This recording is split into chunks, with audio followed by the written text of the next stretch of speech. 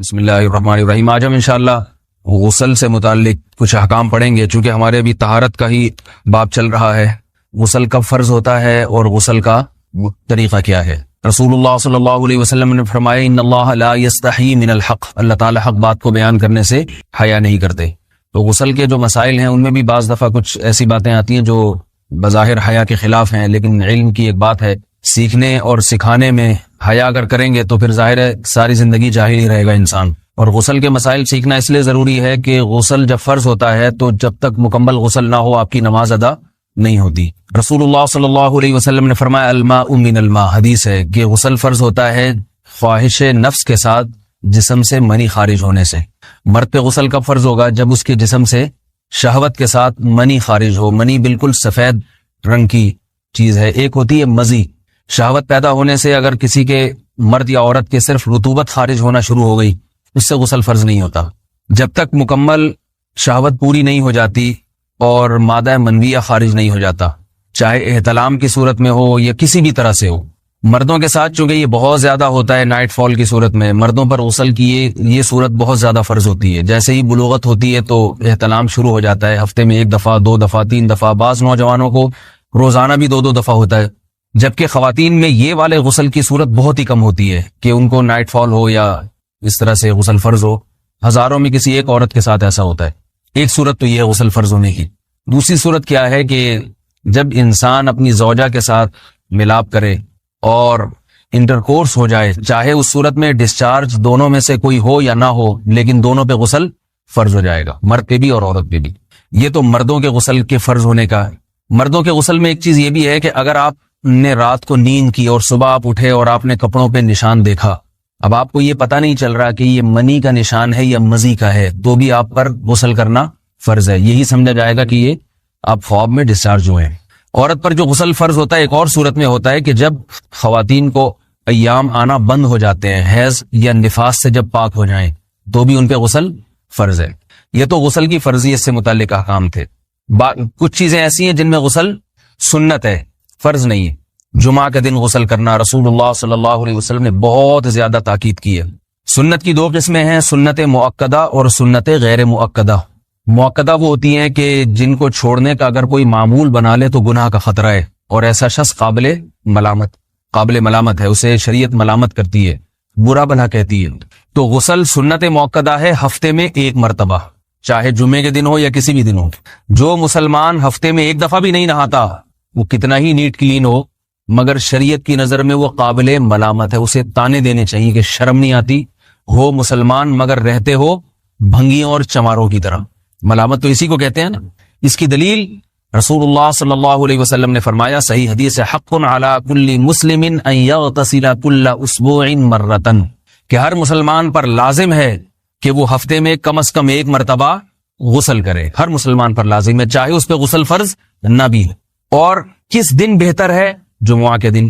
نبی صلی اللہ علیہ وسلم نے حکم دیا ہے کہ جمعے کے دن غسل کیا جائے۔ امام احمد ابن حنبل کا مذہب یہ ہے کہ جمعے کے دن غسل کرنا واجب ہے، صرف سنت نہیں ہے بلکہ واجب ہے، لیکن جمہور کا مذہب یہ ہے کہ سنت عمل ہے۔ غیر مسلم جب اسلام قبول کرتا ہے تو اس وقت بھی اس کے لیے غسل کرنا سنت ہے۔ جب ہم مردے کو نہلاتے ہیں تو جو مردے کو نہلائے اس کے لیے بھی خود غسل کرنا افضل ہے، سنت عمل ہے۔ عید کے دن غسل کرنا سنت عمل ہے۔ تو یہ وہ تمام مواقع ہیں جن میں غسل کرنا رسول اللہ صلی اللہ علیہ وسلم کی سنت ہے۔ غسل کا طریقہ کیا ہے؟ غسل میں 3 چیزیں فرض ہیں، منہ بھر کے قلی کرنا، ناک میں پانی ڈالنا کہ ناک کی جو نرم جگہ ہے یہ اچھی طرح تر ہو جائے، اور پورے جسم پہ 1 مرتبہ پانی بہا دینا کہ جسم میں بال کے برابر جگہ بھی خشک نہ رہے۔ یہ تو ہے فرض، یعنی یہ کام کسی نے کسی بھی طرح سے کر لیا تو غسل ادا ہو جائے گا، چاہے اس کی نیت غسل کی تھی یا نہیں تھی۔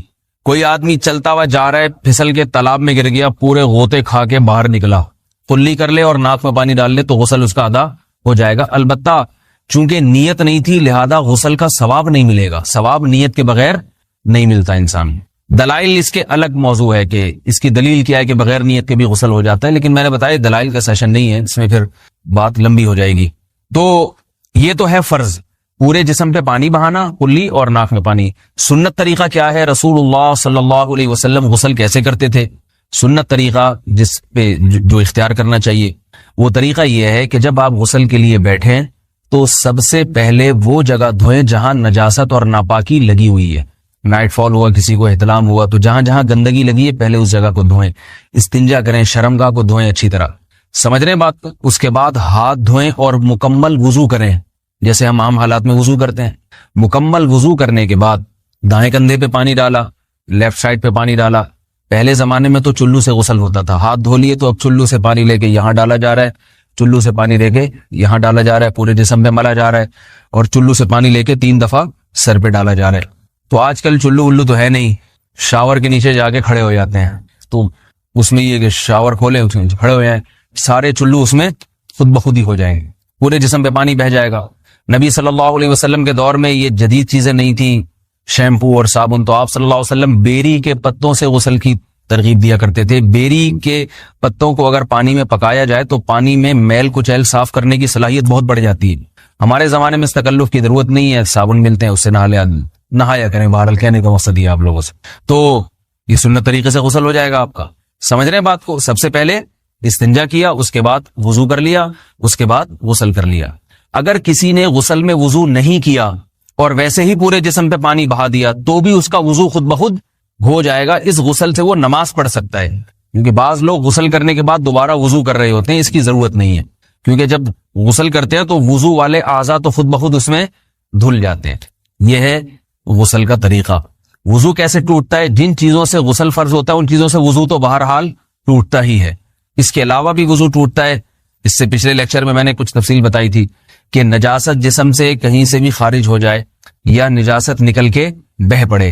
اگر قضائے حاجت کی جگہوں سے نجاست خارج ہوئی ہے تو نظر بھی آ جائے وضو ٹوٹ جائے گا, اور قضائے حاجت کے علاوہ جگہوں سے اگر نجاست خارج ہوئی ہے, خون وغیرہ ہے جیسے, تو جب تک نکل کے بہے گا نہیں تو اس وقت تک وضو نہیں ٹوٹے گا. سمجھ رہے ہیں بات کو؟ وضو کا طریقہ کیا ہے؟ سب سے پہلے دونوں ہاتھوں کو دھویا جائے, 3 دفعہ کلی کی جائے, مسواک کی جائے, 3 دفعہ ناک میں پانی ڈالا جائے. پھر پورے چہرے کو, پیشانی یہ جو ہے جہاں سے پیشانی ہماری شروع ہو رہی ہے اور تھوڑی کے نیچے تھوڑی جہاں ختم ہو رہی ہے, اور ایک کان کی لو سے دوسرے کان کی لو تک 4 اعضاء ہیں وضو میں دھونا فرض ہیں. 1 چہرہ, نمبر 2 بازو, نمبر 3 سر کا مسا, چوتھائی سر, اور نمبر 4 پاؤں کو دھونا. اس کی دلیل قرآن مجید کی مشہور آیت ہے فاغسلوا وجوہکم وایدیکم الی المرافق. اللہ فرماتے ہیں ایمان والو جب نماز کا ارادہ ہو تو اپنے چہروں کو اور اپنے ہاتھوں کو دھو, سر کا مسا کرو اور پاؤں کو ٹخنوں سمیت دھو. دھونے کا حکم ہے قرآن مجید میں. البتہ سر کے بارے میں یہ نہیں ہے پورے سر کا مسا کرو, بلکہ آ رہا ہے وامسحوا برؤوسکم. با کا لفظ ہے, با آتی ہے تبعیض کے لیے کہ سر کے بعض حصے کا مسا. اب بعض حصے کا قرآن حدیث میں کہیں تذکرہ نہیں ہے, تو اس میں فقہاء کرام کے اجتہادات ہیں. امام شافعی فرماتے ہیں تھوڑا سا بھی ٹچ کر لیا سر کو ہو جائے گا. امام ابو حنیفہ فرماتے ہیں نہیں, کم از کم 1/4 کا ہونا ضروری ہے. سب کے اپنے اپنے دلائل ہیں, ان دلائل میں نہیں جاتا. فقہ حنفی کو جو فالو کرنے والے ہیں تو ان کو چاہیے کم از کم 1/4 سر کا مسا, یہ فرض ہونے کے لیے ضروری. مگر سنت کیا ہے؟ پورے سر کا مسا. نبی صلی اللہ علیہ وسلم دونوں ہاتھوں کو بھگو کے پورے سر کا مسا کرتے تھے ایسے. سمجھ رہے بات کو؟ اور مسا کے جو یہ ٹیکنیکل طریقے ہیں کہ آپ یوں پہلے انگلی بنائیں, پھر یوں لے کر جائیں, پھر یوں گھما کے لائیں, پھر یوں, یہ ٹیکنیکل طریقے حدیث سے ثابت نہیں. مسا کا طریقہ کیا ہے؟ بھیگا ہوا ہاتھ لے کے ایسے پورے سر کو ہو گیا. پھر حدیث میں یہ بھی ہے کہ یوں لے جاؤ اور یہ بھی ہے کہ 2 واپس بھی لے کر آؤ, دونوں طرح سے ثابت. تو ایسے بھی کر سکتے ہیں کہ یوں لے جائیں, اور ایسے بھی کر سکتے ہیں لے کے جائیں اور پھر واپس بھی لے آئیں, دونوں طریقے جائز ہیں. لیکن کم از کم سنت اتنی ہے کہ پورے سر کا مسا ہونا چاہیے. بعض لوگوں کو شو مارنے کا شوق ہوتا ہے, اگر وہ واپس لائیں تو بال ان کے خراب ہو جاتے ہیں, کہتے ہیں یار یہ پھر مسئلہ خراب ہو جائے گا, تو پھر ایسے لوگ صرف یوں ہی لے جائیں کافی ہے. افضل تو یہ کہ یوں بھی لے جائیں یوں بھی لے جائیں, دونوں طرح سے صحیح ہے, بہرحال دونوں حدیث سے ثابت ہیں. سمجھ رہے بات کو؟ اور یہاں ایک اہم مسئلہ بتا دوں, قرآن مجید نے پاؤں کو دھونے کا حکم دیا ہے, پاؤں پہ مسا کرنے کا حکم نہیں دیا. اور حدیث میں خفین پر مسا کرنے کا حکم ہے. تو قرآن اور حدیث کو فقہاء نے جمع کیا ہے, لہذا وہ موزے جن میں آسانی سے پاؤں دھوئے جا سکتے ہیں ان میں چاروں ائمہ کے نزدیک پاؤں پہ مسا کرنا جائز نہیں. سعودی عرب میں جو بعض سلفی حضرات اور یہاں ہمارے ہاں بھی اہل حدیث حضرات نے عام موضوع پر بھی جو مسا کی ایک روایت ڈال دی ہے, اسلاف میں, تابعین, تبع تابعین میں اور چاروں ائمہ کے مذاہب میں اس کا ثبوت نہیں ملتا. اگر اسلاف میں کوئی قائل بھی ہے تو ایک شاذ قول, اکا دکا قول ملتا ہے, ورنہ یہ ائمہ اربعہ کے مذہب کے خلاف ہے. اور جو احادیث جو نقل ہوتی ہیں صحیح سند کے ساتھ ان کے بھی خلاف اور قرآن کی آیت کے بھی خلاف ہے. اس لیے کسی نے عام ساکس پہ اگر مسا کر لیا، جو عام طور پہ آفس پہن کے جاتے ہیں لوگ، اس میں تو پاؤں، آپ اگر ساکس کو پانی کے نیچے رکھیں پورا پاؤں دھل جائے گا آرام سے. تو وہاں کیا ہو رہا ہے کہ قرآن مجید کے حکم کی مخالفت لازم آ رہی ہے، آپ پاؤں دھو نہیں رہے. تو اس لیے ہم یہ سمجھتے ہیں کہ اس صورت میں نماز ادا نہیں ہوگی. سعودی عرب میں بعض سلفی حضرات نماز پڑھاتے ہیں، وہ ایسے ہی کرتے ہیں کہ عام ساکس پہ مسا کر کے نماز پڑھا لیتے ہیں. تو فتویٰ اسی پر ہے کہ ان کی اگر کسی کو یقین ہے کہ اس نے عام ساکس پہ مسا کر کے نماز پڑھائی ہے تو اس کے پیچھے نماز ادا نہیں ہوگی، کیونکہ قرآن کے مطابق اس کا وضو ہوا ہی نہیں ہے. صدیوں تک کوئی بھی اس قول کا قائل نہیں رہا ہے کہ عام ساکس پہ بھی مسا ہو جاتا ہے. یہ ابن تیمیہ رحمہ اللہ تعالیٰ 7ویں صدی میں اس کے قائل تھے، اور تابعین میں اکا دکا قول ملتے ہیں اس کے، لیکن شاذ قول ہیں، مرجوح قول ہیں جن پر امت نے فتویٰ نہیں دیا. اور اب سعودی عرب میں بعض سلفی حضرات اس کے قائل ہیں. ہمارے ہاں اہل حدیث حضرات بھی چونکہ اکثر سعودی عرب کے سلفی حضرات ہی کو فالو کرتے ہیں، تو انہوں نے بھی وہیں سے یہ فتویٰ لیا ہے. لیکن ائمہ اربعہ کے مذہب میں اور دلائل کے لحاظ سے دیکھا جائے تو یہ مذہب کمزور ہے. قرآن نے پاؤں کو دھونے کا حکم دیا، آپ دھوئیں گے پاؤں جب تک دھونا ممکن ہے. چمڑے کے موزے ہیں ان کو دھونا ممکن نہیں ہے اتارے بغیر، لہذا ان موزوں کے اوپر مسا ہو جائے گا. تو اس سے قرآن پر بھی عمل ہو جائے گا اور حدیث پر بھی عمل ہو جائے گا.